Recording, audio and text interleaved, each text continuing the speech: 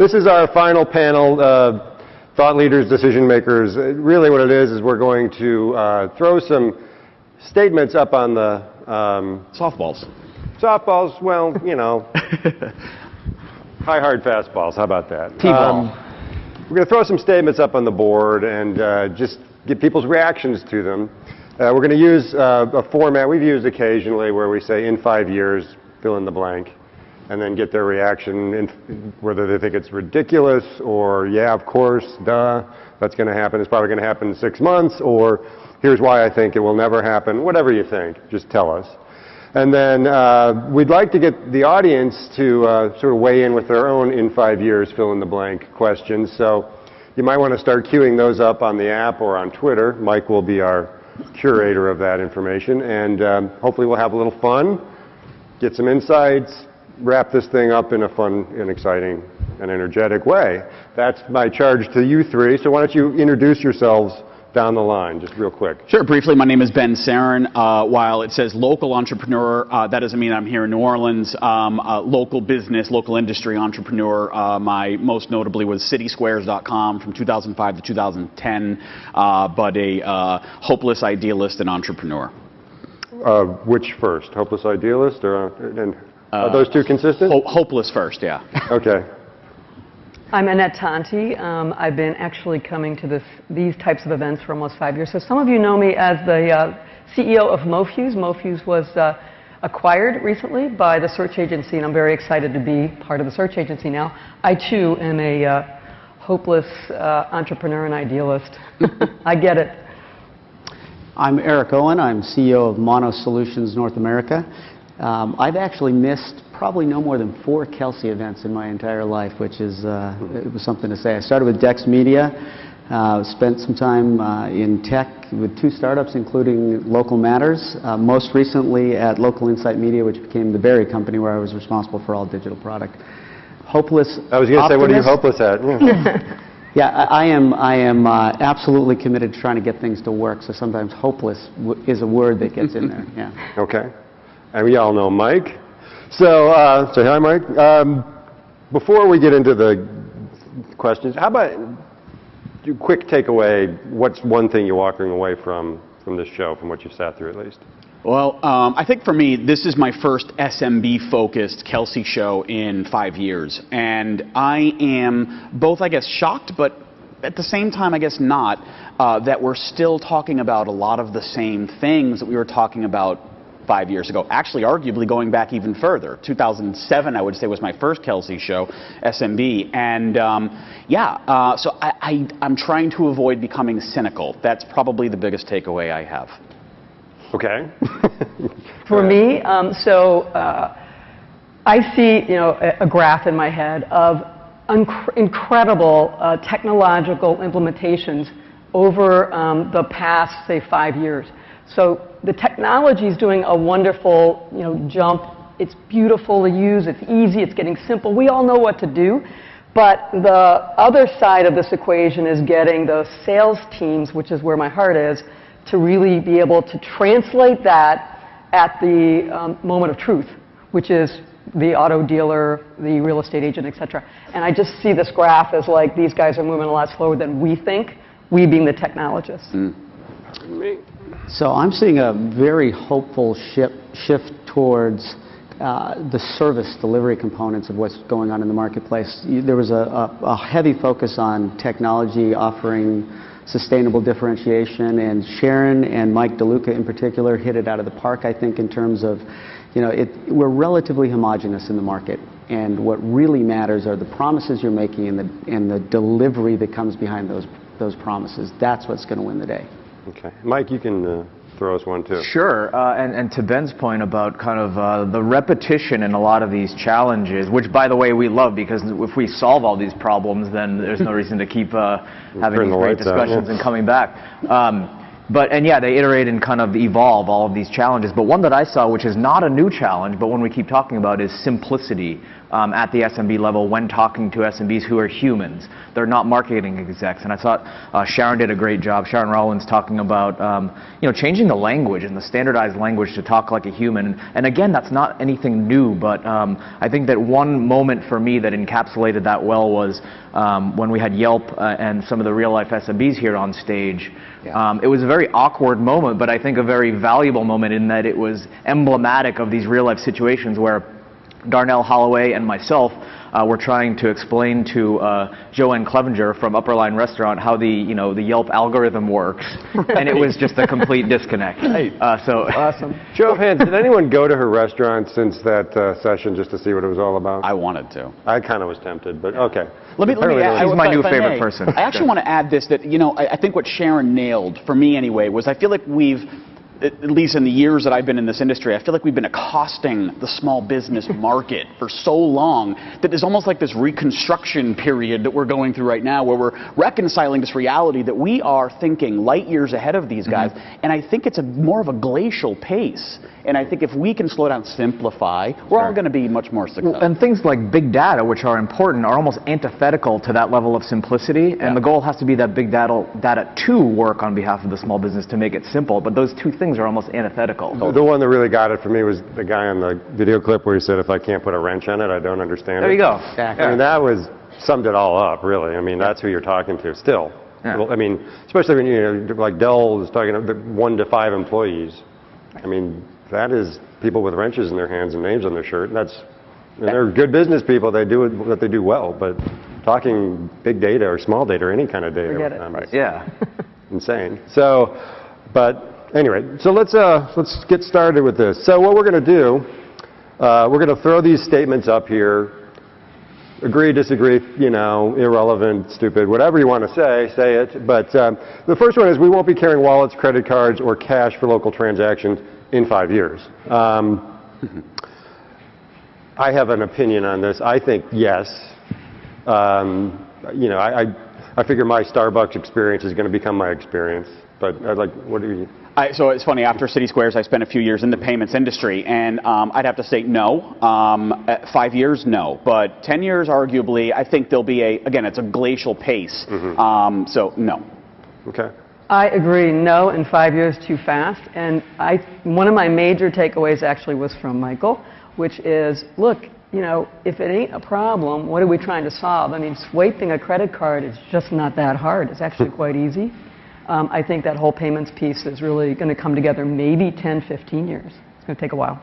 Yeah, I think it's no for the smallest SMBs, but we're certainly going to see some of that technology moving into larger retailers more quickly. Recently, in a trip over in Europe, that was the easiest transaction I had, was simply passing an ID with an RFID chip in it, and I would much prefer that, but it's not going to get to the smaller SMBs very quickly. Can I change my answer to no? Mike? I think no for the reasons that Annette summarized, and I think that's because everyone's going about it all wrong. Instead of solving real pain points, the value proposition of everyone going at mobile payment seems to be you can do this, beep, instead of this. And that's just simply not enough of a difference to get over what is otherwise a very entrenched habit, and one where comfort levels and security are so high. So I think that the value proposition has to be better than leave my credit card at home because it weighs like 0.5 microns. And and that means things like we talked about with PayPal, saving time, skipping lines, tangible stuff. And then the same thing on the SMB level. Everything I've said so far is on the consumer level in terms of data for loyalty programs and things, and Apple Pay, which just came out, actually does not have that component because they're not collecting data. Right. So I think a lot needs to be hammered out, and to what these panelists all just said, perhaps not in 5 years, but after that, it's just everyone's going about it wrong. And by the way, Starbucks, I mean, if you walk up and you need to now refill it, now I've got to go through all of this stuff. I'm trying to juggling, what am I ordering? Am I saying the right words? And now I'd have to fill it back up. It's a lot easier to do this. Starbucks has come the closest Yeah. to an actual solving a pain point. Coffee, it's a habitual thing, and you're in a hurry in the morning, and I think that they've come the closest. They're one to watch, and PayPal too, but Apple Pay, not in its current form. And Starbucks is hardware agnostic, which is great. It's easy. The user experience is great. But again, I think to your point, Mike, too, these are solutions looking for problems, and I think we've got a lot of that in general in mainstream media right now. Just great, sexy technologies that don't really solve problems, real problems. And when it is solved, the reason I think we're all talking about this is the implications for the holy grail of what we've been talking about these conferences for years is the attribution, closing the payment loop, and the advertising that's effective, and that type of stuff. So when we get there, the payoff is going to be huge. What the Starbucks Act, it does tell me how much a ridiculous amount of money I spend on Starbucks. Keeps you honest. It's not a good. Yeah, reloading it again. Yeah. That's the quantified self movement. All right, so here we go. Google will have been supplanted as the go-to place for local search. Is there another place we're going to be looking for things in 5 years? Yeah, I mean, I get excited about social media in this sense. I find myself, I hate using Facebook, but I can't stop myself at the same time. Will it be displaced? No, not totally. Will it have been supplanted as the go-to place? I'd have to say no, but I think there's going to be sort of a spread of attention to Yeah, I guess media. supplanted is not necessarily binary. It's not as dominant. Yeah. You know. So not in 5 years, certainly, but as you look at efforts like Support Local, where personal reference and credibility from somebody you know within your network that information becomes more easily shared on a request basis. I think absolutely that's going to start to make some inroads in terms of Google. Google still, I mean, they're a very largely faceless source of reference, and I'd much rather hear from you where to go to dinner in Chicago than Google. Okay. So that democratization of Google or search, yes. You know, also I feel Distribution of our search habits. Yeah. I feel like it has a lot to do with discovery or recovery search. I mean, what are we talking about here? Recovery, certainly. I think Google is going to continue to be the dominant player. Discovery, maybe less so. Time will tell. Okay. I think there's an interesting factor here, too, where this question started to be asked, I think, when Facebook came out with graph search. So is Facebook now going to be a place that's a utility to find things? And it just doesn't scale for me in terms of when you look at Google's 3 trillion page index for kind of long tail searches and the ability to find this is actually something I did the other day, the discounted remote control I had for my TV, the owner's manual. And for that type of long tail stuff, and even at the local level, I don't think Facebook is there yet. One, in terms of quantity, will my 700 friends have the answer to the question of a good gastropub in Cleveland? Or a page from a document. Yeah, so that I need it's to a matter find. of sample size. It's also a matter of persona. Does Facebook want to become the place to find a plumber? I'm not sure. Right now, it's a place where I go to see pictures of my drunk friends. It's not the place where I go to find kind 700 of them. utility. Yes, all 700 of them. Well, and by the way, what are the 20 to 25-year-olds doing now? They're not on Facebook as much. They're That's somewhere true. else. Now, I think And- there's another level to this, which Yeah. is in mobile, which is where I think Google is shaking a bit because, the browser is where Google lives. That's where search is the front door. In this kind of siloed app environment, they're not as present. So if you look at Nielsen usage numbers, 4 out of 5 mobile minutes are happening in-app. Yeah. So it's a question of if Google can transition itself to live in that world, which it's trying to do with Google Now. So instead of making the search, the query volume's going down, anticipating your next move by going into data sets such as your calendar and your email and stuff like that. So that's going to be the question in mobile, if Google can transition from an active search to a discovery-based, as Ben said. Aren't people sort of developing habits for different apps, different places to go for different needs? And I think it's not a one-stop approach anymore. Yeah, so the 3 trillion page index isn't needed when that's fragmented between all these little siloed, containers that, Right. and Google's need becomes less relevant in that world. I need a local bakery. I might go to Candy Crush. Just kidding. Right. And spend 3 hours playing Candy Crush. All right. Okay. This is, I think I probably asked this question at 14 different shows that I've moderated at, but it's always, we're always curious. Has anything changed to make people think self-provisioning is moving at a faster pace or more likely than you thought a few years ago. No, in fact, you're seeing all sorts of evidence to the contrary. I mean, it was one of the gentlemen in the payment gateways in the last conference said, small businesses are notoriously unwilling to accept complexity. And in fact, what you're unless you suggesting... can put a wrench on it. Unless you can put a wrench on it. But, and there's the other reality is that there's a certain segment of SMBs who, based on their spend, are going to be expecting a high level of touch and care around it. I think the real challenge, particularly for resellers, is how do we take some of these products and create a service around them and deliver everything that's happening so that you're not having to take the piece parts and explain the value or the costs associated with the individual pieces. That actually foreshadows another question we're going to have a little bit, so we can get it. That's the whole idea of servicing SMBs at the level that they need in order to get all this stuff, yet the economics of a... Being able to make money. Yeah, we'll get to that.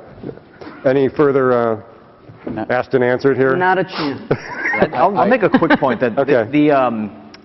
I don't know, the trend that is sometimes brought up for this question is it's a generational thing, and we have this kind of generational cycle of people that grew up with technology, millennials and younger Generation X, that are kind of moving into the ranks of small business ownership, and will that in turn, their kind of acclimation with technology in turn enable them to be kind of more on self-serve oriented? Well, our data has always showed, really big difference in age of business. But I think that there's two factors there. It's not necessarily the acclimation to the knowledge, but I think one factor that's not going to go away is time. Exactly. Yeah, where they're spending their time share. So exactly. Yes, and that plus, I always think of the fact that, in 5 or 10 years, that generation that grew up with technology, they grew up with search and other things. Are we going to be talking about another flavor of local marketing that they're not familiar with in 10 years? So there's a couple things going on there, but I think the time one is the biggest factor. Yeah, absolutely. They might have the know-how, but not the... Now, the small business owner is more concerned with a customer service issue that's going on, with inventory, with possibly an employee issue that's going on. Having to get back to doing self-provisioning of advertising, if they can put that to somebody else and they have trust in that person and there's measurable, tangible results that they can say, I feel comfortable with you doing it, they will pass it every time, I believe. Also, I would add that we tend to lump in SMB, and there's a huge difference between an SB and an MB. Oh, and without a doubt. I think MBs are already doing a fair amount of it because they've got somebody on staff who's learning how to use all the tools, et cetera. That's a different... regional auto dealer might be considered a small business. I think what we need is more acronyms. Yes. VSB, MSB, medium small business or whatever. But the 1 to 5 employee, sole proprietor kind of guy. Never local, never. Yeah. Okay, so the idea that a lot of talk, Facebook showed all their new paid products, how easy they are to use and blah, blah, blah. And there's a lot of big shift within Facebook from, free to paid. Is this where the momentum is in your view in terms of where small businesses are going to spend? I would say yes, that there is going to be a big shift, especially as attention span is so much more focused on mobile. It's so much less desktop and browser. It's inevitable. I couldn't begin to prognosticate on how that's going to happen, though, because I think in 5 years it's going to be so radically different, I think, than what we understand of it now. Well, I think the ad products are just starting to catch up with the usage. Exactly. And that's probably, Mike can speak to that better than I. Well, and also I think it's category dependent. Back to the point about, Facebook as a utility to find certain things. For kind of socially oriented topics, arts and entertainment and other kind of local categories, sure. I'm not sure if home services have the kind of direct fit to a lot of social media. That might be incorrect. But I think that we'll see different levels of adoption that are kind of vertical specific. Anyone else? Okay. I agree with that. Okay. Now, anyone get the vague Austin Powers reference? Yes, $1 million. Okay, but this is sort of the one I was referring to, which is the idea of, the $1 million. Let's not focus on whether $1 million is the right number or not, but the idea that, you're going to have to be spending a lot of money to get somebody to look you in the eye because the economics of sales with the kind of products being sold. If you look at the big players, Dex and all, pushing it all down into telesales. There's also a pit of alligators. Not all of it, but increasingly. We have a pit of alligators for anyone that gives the wrong answer. For the wrong answer? Well, the wrong answer. Yeah. Don't lean back too far in your chair. So here's what I think is one of the biggest competitive intersections in the marketplace, right? So you've got a big channel who says, I'm going to relegate you to a telesales environment because of the spend that you have with us. It opens the door wide open to everyone for else. the thousands of small mom and pops who are willing to do some form of digital advertising for them. With that personalized contact, those relationships are formed, and then extremely difficult. Already where they're getting killed. Absolutely right. It's a death by 1,000 cuts or alligators. Yeah. Yeah, I mean but I mean these companies are facing that big dichotomy, which is, do you differentiate with service, which is a good way to drive retention, but you're also driving your costs way high. Absolutely. But do you sort of work it out? It's like, well, we make it up on lifetime value because we're going to hang on to that customer. Right. But at what spend level, do you set that? I mean, I think it tends to feed on itself. It's a self-fulfilling prophecy. Yeah. And I do not see that happening. Face-to-face media sales will, it may change, maybe become more efficient somehow. I don't know how, but that will never change, in my opinion. Never go away? Never go away. Well, I'm not saying it's going to, we're not saying it's going to go away. I think the question is implying that it's going to be reserved just for the tip of the pyramid, essentially, the top spenders. Yeah. Whereas, because that trend's already taking place. The question is, will it accelerate to $1 million? I think the most premise sales in 5 years are going to be done by Amazon drones. It's going to be drone-to-face media sales. Yeah. DFMS. That's our new But acronym. they'll put like facial features on it. And by the way, I think for hyper-local face-to-face isn't not going to go away. Media sales is going to be part of a bundle. It is today. I think that remains. Okay. For the little guys. All right. What else we got? Okay, we got an opportunity for anyone. Does anyone in the panel have an in 5 years they'd like to throw out there for the rest of us? Or, Mike, anything coming through? Well, I spend a lot of time looking at mobile trends and the progression of it. It's an interesting thing that I realized recently, and it's all for some reason at like the once per decade at the year 7. So it was 1987 when it was like the big Motorola phone, and it was on Michael Douglas on the beach in Wall Street, and everyone's like, wow, that's so cool, he's got a phone, he's on the beach. And then 10 years later was the Motorola StarTAC, which was a big kind of milestone in hardware and flip phones. And then 2007, of course, we all know as the iPhone. And it's not just the gadgetry, but what that opened up for all the content delivery and just jump-starting a whole third-party ecosystem of developers. So we're now 3 years away from that next 10-year iteration. We still don't know what that's going to be. Maybe it's wearables, Google Glass, VR-based. We're not sure there. But I would put that out as just kind of a historical perspective, less so answering this 5-year question, but a trend that I think is, if we hit that 7-year mark, and you could argue that should be accelerating, so maybe it comes before 2017. But I guess my point is that in 5 years, perhaps, it's a lot of this is driven by the technology and the hardware that comes first, then the software innovation and the usage. And then, fourth in line in that progression is kind of the content and the advertisers. So I would watch hardware as really the first step in kind of predicting an indicator, the leading indicator. I mean, I love this topic. This is why I think that Google is probably having maybe a bit of a crisis in this respect, because if I can ask my watch, where can I get flowers on my way home for my wife?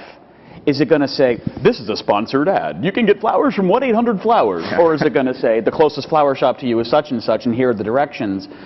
Is that a sponsored experience, or is that an organic experience? I don't know. And it's going to be less about a tactile interface and less about a keyboard and querying in that sense. It's going to be much more natural. Sensor-based. Sensor-based, exactly. The data that is predictive. Right.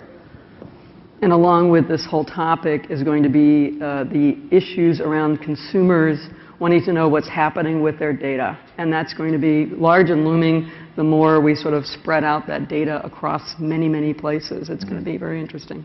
Yeah. I think also if you look at just the broader tech space, and what is known as now as the 4 horsemen of tech, which is essentially Google, Apple, Amazon, and Facebook.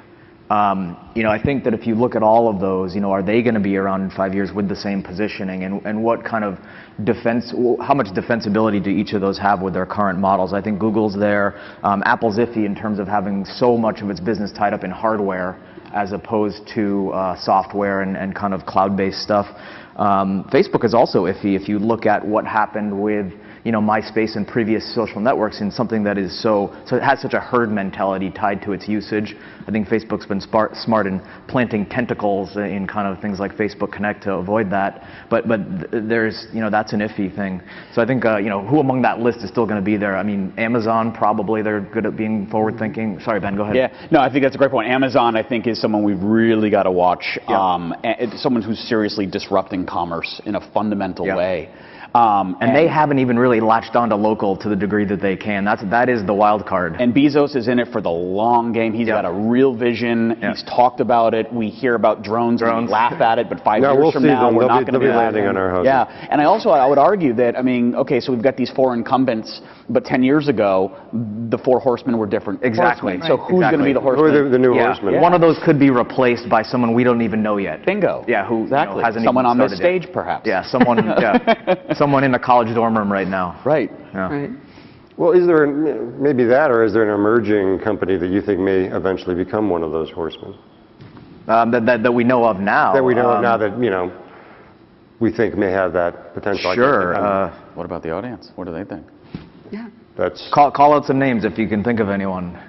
Anyone out there now? We'll name your startup. Just name your own company. All right, so we're just kind of wrap it up now. Then, any kind of last thoughts on what maybe general thoughts on the SMB space in 5 years? Who's going to be dominant players? The question that always comes up is SMBs sort of falling behind national brands and multi-location brands and sort of their disadvantage in terms of technological savvy, et cetera. Kind of curious whether the SMB will sort of be enabled to prevail against that trend. I heard a key trend this time, and I've been coming to, as I said, I've been coming to these sessions probably for about 5 years, 2 times a year. It's beginning now. We're starting to hear we need to help them now retain customers. So I had not heard a lot in this space over the years in depth around customer retention for local business. I'm not even sure they understand what that means. It's going to them in the form of loyalty and rewards, et cetera. But I think that will be a key trend as we move forward. And I've sort of watched it from the beginnings of acquisition and doing that well. And I think we're going to hear more and more about customer retention, CRM. We can't bring those words to the local guys. Yeah, customer lifetime value. I would also, once before, I think I was on a Kelsey panel a few years ago, and I kind of was really drilling down on this idea of value proposition. What is your value proposition? And I think today, with the lean startup methodology, you look at what value proposition is defined as, and it's 3 things. It's number 1, what jobs is your customer trying to do? What pains can you relieve for them? And what gains can you create for them? And if we can just get back to fundamentals, which is around all of these things, and not just about grabbing 1% of the SMB digital marketing spend, I think we'll all be better off. And to Sharon's point yesterday, a rising tide lifts all boats, and I think the reputation and just the general viability of everything that we're doing will be better off. Yeah, I would just say that the channels that are going to be most successful in helping those SMBs be all that they can be are the ones that are really guiding them rather than forcing it on them. Sharon made the point so well yesterday that we sell wrong product. I mean, sometimes we have a good salesperson who can convince somebody to pick up a $1,000 a month PPC campaign, and it's not the right thing to do. So when we deliver the right product at the right time, we develop the trust that brings us further into the relationship with more revenue downstream. So in 5 years, I want to watch the montage of this session to kind of see what worked out, because I really think that, to Ben's original point, none of these challenges are going away. They're evolving and taking on new forms, and it's this cat and mouse game of technologies to serve them and new challenges emerging. So I think that we're going to keep doing this, and that's probably a good segue for our next conference. Right. Yeah. We'll wrap up with just pointing out that our next event will be in San Francisco, December 3rd through the 5th. It's our interactive local media conference. It's kind of always been our flagship event, and we hope to see you there. And we just want to thank everybody for attending this conference, coming to New Orleans. We hope you got something out of it and enjoyed yourself while you were here. So thank you, and thank the panel.